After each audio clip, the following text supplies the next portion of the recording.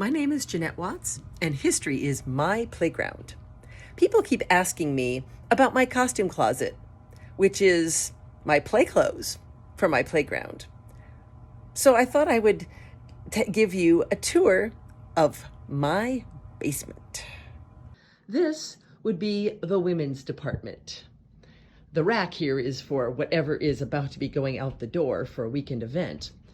The top, of course, is where the hat boxes go. All of the cabinets are filed in chronological order. So we have colonial dresses and up to about the early 1800s. And then the next one, we move into the 1840s. I just don't do the 1830s. Dumb time. So we have 1840 and then the 1850s and 1860s with an occasional faux 1860s dress. Everybody has to have those. Then we move in, the blue one is 1869. Then we move into the 1870s and 80s.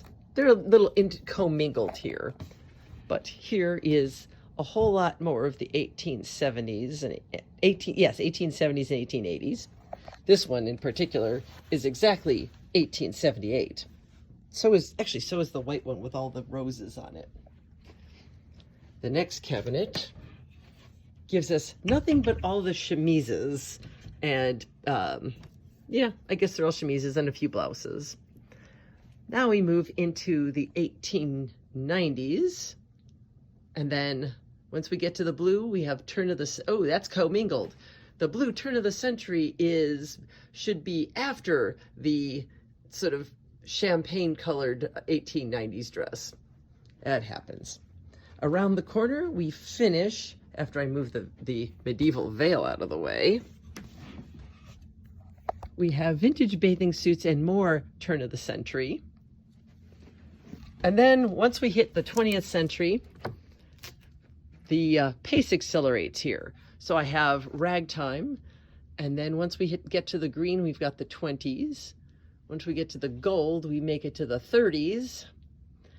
And then the 40s and 50s gets crammed in there.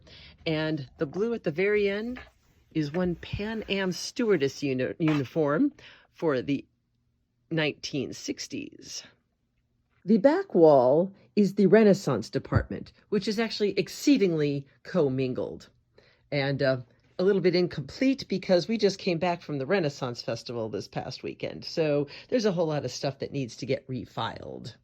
But I have both Tudor, so early 1500s, mixed in with a whole lot of Elizabethan and late 1500s. That's my husband's doublets.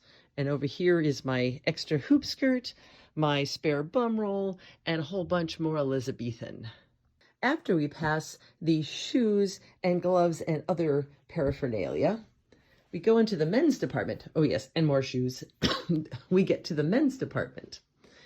Now, instead of being chronologically, it's really filed more by body part or type. So first we have the pants, then we get the shirts, followed by the waistcoats. And then the next cabinet gets a little harder to keep apart here, but here's a whole bunch of jackets. And then the next cabinet over is the longer jackets and coats, and often the suits that have the pants that go with the jacket.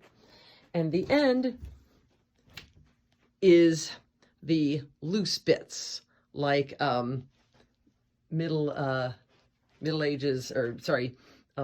Eastern vests, Indian vests, and various other odd things like, say, a Doctor Strange cape, because everybody needs to have a good Halloween costume somewhere.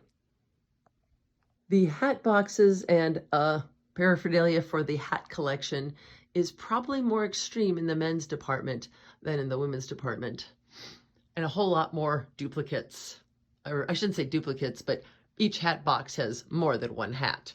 Sometimes it's absolutely crammed full of hats. The tour ends here in the corner where the costume closet has its own closet. We start with swords hanging from the door.